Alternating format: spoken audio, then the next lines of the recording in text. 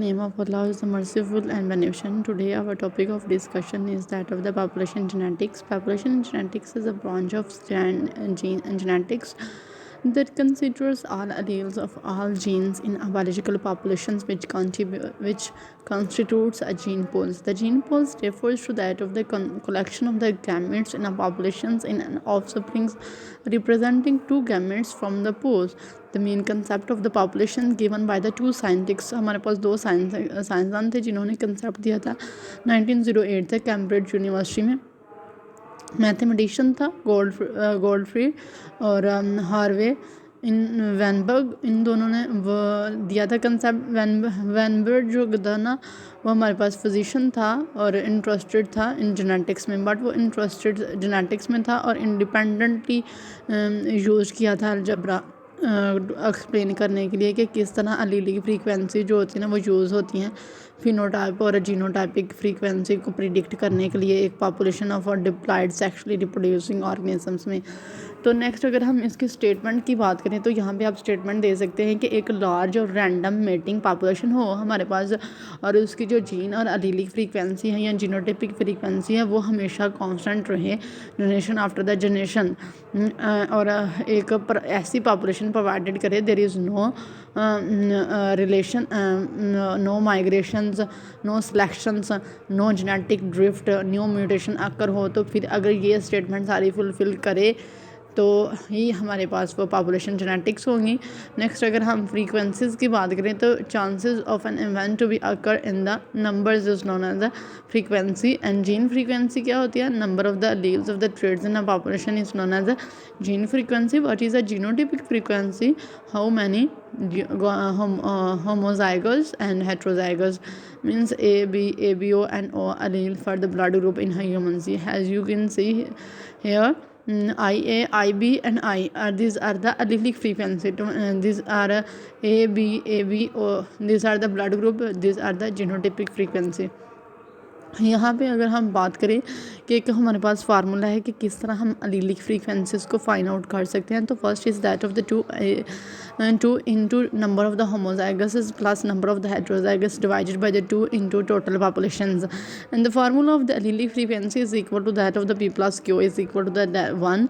And formula of the genotypic frequencies is equal to that of the P का square plus 2 p के plus q का square is equal to the 1. P का square हमारे पास क्या होता है? होमोजाइगोसिस डोमिनेंट्स होता है. 2p क्यू हेट्रोजाइगोसिस होता है. क्यू का स्क्वायर होमोजाइगोसिस रिसेसिव होता है. एंड जो सारे इक्वल होते हैं total number of the genotype जो एक के इक्वल होते हैं, 1 के इक्वल भी हो सकते हैं. यहाँ पे आप एक एग्जांपल दे सकते हैं कि एक हमारे पास रैंडम मेटिंग पॉपुलेशन है 50 है उसके साइड से एक शिप में. तो आउट ऑफ 50 जो होते हैं ना वो उनमें एगोटिक कलर है और जो 20 है वो ब्लैक कलर के हैं, वाइट 10 है कलर के हैं और अलीलिक और जीनोटिपिक फ्रीक्वेंसी हमें फाइंड आउट करने के लिए बोला गया है. तो अगोटिक रेट्स जो होते हैं ना हमारे पास वो 20 हैं, ब्लैक कलर के इतने हैं और वाइट कलर के इतने हैं. तो ये हम एक होमोजाइगस, एक हेट्रोजाइगस रिसेसिव और एक हमारे पास ए वो भी होमोजाइगस रिसेसिव है ना, होमोजाइगस डोमिनेंट्स. ए जो होता है ना वो रिसेसिव को शो, कैपिटल ए जो होता है वो डोमिनेंट को, स्मॉल ए रिसेसिव को शो कर रहा है. वाइट जो हमारे पास है वो होमोजाइगस रिसेसिव है और जो ब्लैक है वो होमोजाइगस डोमिनेंट है. तो अलील फ्रीक्वेंसी हमने ए की फाइंड आउट करनी है तो हम वही फार्मूला लगाएंगे. फार्मूला लगाने के बाद हम इसमें वैल्यूज़ पुट किए हैं, ये देख सकते हैं. तो 20 है हमारे पास. Number of the homozygous 20 multiply by 2 plus 20 divided by 2 into 50. तो ये हमारे पास जो अलीलिक फ्रीक्वेंसी आई है ए की 0.6 आ जाएगी. हमारे पास नेक्स्ट हम बात करेंगे अलीलिक फ्रीक्वेंसी ऑफ ए. तो हमारे पास है पी का स्क्वायर जो होता है ना वो डोमिनेंट ऑफ ए होता है, क्यू का स्क्वायर रिसेसिव ऑफ ए होता है. P plus q is equal to that of 1. तो पी जो हमारे पास ऑलरेडी आया हुआ है वो हमने उसमें वैल्यूज़ पुट की और क्यू की वैल्यू निकाली. क्यू हमें पता है कि रिसेसिव होता है तो ये हमने क्यू जो होता है ना वो रिसेसिव ए है तो स्मॉल ए है तो 0.4 आ गया हमारे पास. नेक्स्ट अगर हम बात करें तो कह रहा है कि ये एक और मेथड है इसे फाइंड आउट करने का रिसेसिव वैल्यूज़ को. ये जैसे TA2 इंटू वही हमारे पास फ्रीक्वेंसी पॉपुलेशन का तो वहाँ से भी 0.4 आ जाता है. नेक्स्ट अगर हम बात करें कि जेनेटिक फ्रीक्वेंसी क्या होती है? फी का स्क्वायर प्लस 2 पी को प्लस क्यू का square is equal to the 1. तो इसमें हम सभी वैल्यू पुट करके पी की वैल्यू पी में पुट कर देंगे, क्यू की वैल्यू पी क्यू की वैल्यू पी क्यू की वैल्यू हमारे पास जो है हम पुट कर देंगे, दैन हमारे पास आंसर 1 आ जाएगा। कह रहा है कि जीनोटाइपिक फ्रीक्वेंसी में भी found by using the checker board. ये चेकर बोर्ड उसने लगाया, तो इसके साथ भी हम इसकी अगर ये वैल्यूज़ आ जाती हैं तो हमें समझ आ जाती है कि हमारा आंसर बिल्कुल ठीक है। नेक्स्ट अगर हम बात करें एग्जांपल नंबर 2, तो एक हमारे पास पॉपुलेशन है नॉर्मल, ए है अल्बिनो हमारे पास भी एक अल्बिनो है, एक नॉर्मल है और टोटल पॉपुलेशन 100 है। इनमें से अल्बिनो जो है वो 4 है और जो है अल्बिनो को फिर टोटल पे साथ डिवाइड करते हैं तो 0.04 आ जाता है एलीलिक फ्रीक्वेंसी। क्योंकि हमने फाइंड आउट करनी है जीनोटिपिक फ्रीक्वेंसी, तो इसके लिए हमने 4 को हमने टोटल पॉपुलेशन से डिवाइड कर देता है। और जब हम एलीलिक फ्रीक्वेंसी फाइंड आउट करेंगे पी का स्क्वायर प्लस 2p का स्क्वायर, तो हमारे पास क्या होगा कि ये जो रिसेसिव है ना, ये यहाँ पे क्यू का स्क्वायर है, लेकिन हमारे पास अगर देखा जाए तो ए है, ए रिसेसिव को क्यू का शो कर रहा होता है यहाँ पे, इसलिए हमने स्क्वायर लेके क्यू की वैल्यू पहले फाइंड करनी है। क्यू की वैल्यू फाइंड आउट करने के बाद हमने इसको फार्मूले में लगाना है, फिर एलीलिक फ्रीक्वेंसी का फार्मूला पुट करके हमने क्यू नूम करना है, फिर जीनोटिपिक फ्रीक्वेंसी लास्ट पे similar to that above. And this example is similar to that examples, and example number 3 so you can see here allelic frequency of the population are the given as this a capital A और small a 0.7 और 0. find the genotypic frequency। तो हम simple इसमें values put करके हमारे पास example number 4 में अगर बात करें तो टोटल पॉपुलेशन 100 है, उसमें अल्बिनो 1 है, तो 1 डिवाइडेड बाई 100 तो 0.001 आ जाएगा। जब हम इसमें क्यू फाइंड करेंगे रिसेसिव मीन्स, तो रिसेसिव को हमारा स्केयर आ जाएगा, इसका स्केयर आ जाएगा, तो स्केयर को हमने क्यू, फिर हमने पी प्लस क्यू की वैल्यू, फिर हमारे पास पी की वैल्यू आ जाए, फिर हमने जीनोटिपिक में दोनों वैल्यूज़ पुट कर दी, हमारा पास आंसर है। नेक्स्ट अगर हम एग्जांपल नंबर 5 की बात करें तो कलर ब्लाइंडनेस है एक्स लिंक ट्रेड में, एक पॉपुलेशन है उसमें 1 इतने मैंस हैं, 1/2 मैंस हैं, वह हाफ कह लें, and colour blindness and how many females are colour blind carriers, और कितनी नॉर्मल्स होंगी कितनी कैरियर होंगी ये हमने पता करना है। तो मेल हमारे पास होता है XY, तो अगर फीमेल की बात हो रही है तो वो होता है हमारे पास XX। फीमेल में ये अल्टरनेट फ्रीक्वेंसीज हो सकती हैं ए कैपिटल ए स्मॉल ए और कैपिटल प्लस स्मॉल ए, और ये जो मेल है उसमें ए और ए दोनों हो सकती हैं, बस उसमें कोई अल्टरनेट इंटरमीडिएट वाली नहीं हो सकती कि जिसमें कैपिटल भी हो और स्मॉल भी हो। नेक्स्ट अगर मल्टीपल एलील की बात करें तो कह रहा है कि जो फिनोटाइपिक को कंट्रोल करता है एक जीन है मोर देन 1 2 अल्टरनेटिव फॉर्म्स, एक जीन्स की एक से ज़्यादा अल्टरनेटिव फॉर्म्स होती हैं, उसका हम मल्टीपल एलील कहते हैं। और जो एलील होती है ना स्किन की हाइट की और नॉट मल्टीपल एलील, ये मल्टीपल एलील नहीं होती है। और ह्यूमन ब्लड ग्रुप की अगर हम बात करें AB, this is a polygenic, human blood group क्या होता है पॉलीजीनिक होता है, और इसके ऊपर ये जो एलील होती हैं 3 IA IB और I0 एलील्स और ब्लड ग्रुप, ये जो होते हैं ना ये ब्लड ग्रुप को डिटरमाइन कर रही होती हैं। P प्लस Q जो होता है ना वो 1 के इक्वल होता है for 2 alleles are the dominant and recessive. P plus Q plus R एक हमारे पास नेक्स्ट एक एक्स्ट्रा हो गया तो फॉर एलीलिक फ्रीक्वेंसी के लिए होता है।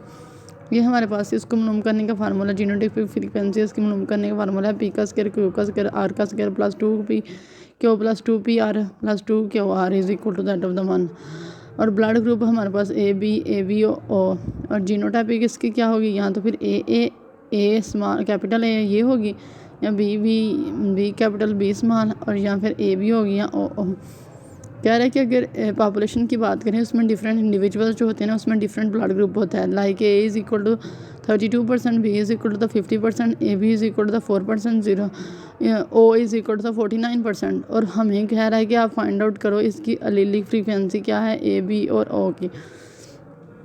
तो सबसे पहले जो हम करेंगे कि एक पॉपुलेशन है, first of all we have to find out the allelic frequency, तो इसके लिए हम करेंगे ओ का लेंगे, मतलब ओ ब्लड ग्रुप जो होता है ना 49% है, तो हम क्योंकि ये रिसेसिव को शो कर रहा होता है R का स्क्वायर आ जाता है 0.49 0.49 अंडर रूट लिया तो ये आ गया।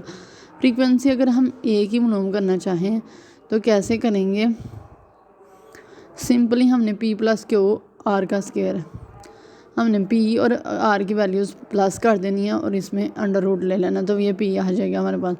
फिर इसी तरह हमने बी करना है। बी के लिए हम अगर हम बी मनूम का ए मनूम किया तो पी आया, बी मनूम करेंगे तो क्यू की वैल्यूज़ आ जाएगी और पी क्यू दोनों की वैल्यूज़ हमें चाहिए थी। तो अगर हमारे पास पी क्यू और आर की हमने वैल्यूज़ पहले मनूम कर लिया, ये आर 0.9% है, पी हमारे पास आ गया। These are the allelic frequencies, ये सारी क्या होगी हमारे पास अलीलिक फ्रीक्वेंसीज होगी। और जब हम जीनोटाइप में से फाइंड पुट आउट करेंगे तो ओ आर का स्केयर इज इक्वल 0.7% 0.49 हो जाएगा। और अगर हम ए की बात करें तो वो 0.04 होगी। तो ए ओ की बात करें तो 2 पी आर 0.28 होगी। इसी तरह ये सारे हमारे पास डिटरमाइन हो जाएंगे। नेक्स्ट हमारे पास है पेडिग्री एनालिसिस। तो पेडिग्री एनालिसिस में हम क्या करेंगे, ये आप देख सकते हैं। ह्यूमन पेडिग्री एनालिसिस जो होता है ना, ये कंट्रोल करता है cross not made by the so the human genetics have inserted in security the establish mating in hopes. यहाँ पे वो बात करता है कि जो स्क्रूटनी इस्टेब्लिश होती है मेटिंग के लिए, उसको हम पेडिग्री एनालिसिस कहते हैं। अगर एक मेंबर है फैमिली का, तो how first come to the attention of the genetics is called propitous, and usually the phenotypes of the propitous and propitous जो कि phenotype होगी वो exceptional होगी in the some way, for example Darwin। यहाँ पे अगर हम बात करें कि सिंबल कॉमनली यूज जो होती है ना कैटेगरी एनालिसिस के लिए, वो ये होती हैं, ये नॉर्मल मेल है, ये नॉर्मल फीमेल है, ये अफेक्टेड मेल है, ये अफेक्टेड फीमेल है। नेक्स्ट अगर एक सिंगल क्रॉस होगा तो वो डाइड होगा मेल, अगर सिंगल क्रॉस है तो वो डाइड फीमेल होगी। तो आप ये देख सकते हैं यहाँ पे ये है, ये जो होती है ना ये लाइन, अगर फर्स्ट जनरेशन में है तो ये मैरिज लाइन होती है। नेक्स्ट जो लाइन होती है वो डिसेंट मतलब चाइल्डहुड वाली लाइन होती है। उससे नेक्स्ट जो होती है वो सिबलिंग्स लाइन होती है। और ये अगर डबल एरो है, डबल लाइन है दोनों के दरमियान, मेल और फीमेल के दरमियान, तो ये कज़न मैरिजेस को शो कर रही होती है। ये जो होता है ना ये डायगोटिक ट्विंस को शो कर रही होती है। और ये मोनोगोटिक को शो कर रही, ट्विंस को शो करती है। ये अननोन सेक्स के लिए होता है। अगर हम करैक्टर्स की बात करें ह्यूमन में, तो ह्यूमन में जो करैक्टर्स होते हैं वो ऑटोसोमल्स डोमिनेंट होते हैं, ऑटोसोमल्स रिसेसिव होते हैं, एक्स लिंक्ड डोमिनेंट होते हैं, एक्स लिंक्ड रिसेसिव होती है और वाई लिंक्ड होते हैं।